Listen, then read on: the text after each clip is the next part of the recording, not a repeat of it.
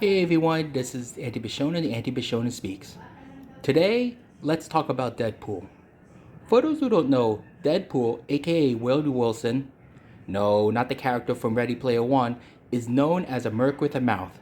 He's this somewhat immortal smart aleck who hijacks many movies and video games while making some adult humor jokes that even put South Park into shame.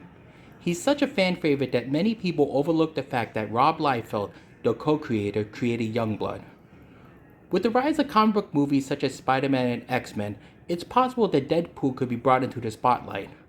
Unfortunately, 20th Century Fox did that and did not get the cliff notes on how to develop Deadpool. Had any of those producers picked up Deadpool, they would have at least get any of his traits right. Unfortunately, we had situations where we got Zilla, Dragon Ball Evolution, and countless fantastic fails. Which brings us to X-Men Origins Wolverine. And oh boy, it's all over the place. Usually when it's an origin story, you pick a character and create an exclusive origin story, not this total mess of a movie. He's older than Captain America? Sabretooth is his brother?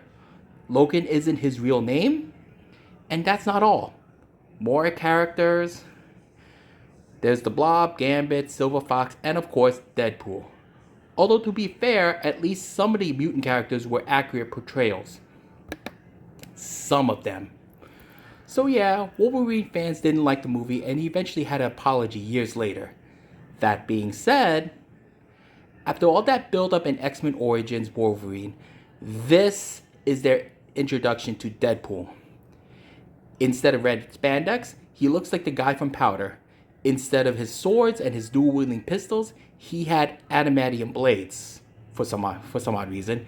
And worst of all, they sealed his mouth shut instead of his wisecracking remarks. What the hell? That's one cardinal sin you shouldn't have crossed, Fox. It's bad enough they keep screwing up with the Phoenix and the Dark Phoenix, but I think this pushed Deadpool fans to the breaking point. So much so that somehow Ryan Reynolds gave an apology by giving us the real Deadpool, despite his appearance in the Green Lantern. And you thought you had 30 seconds to Mars.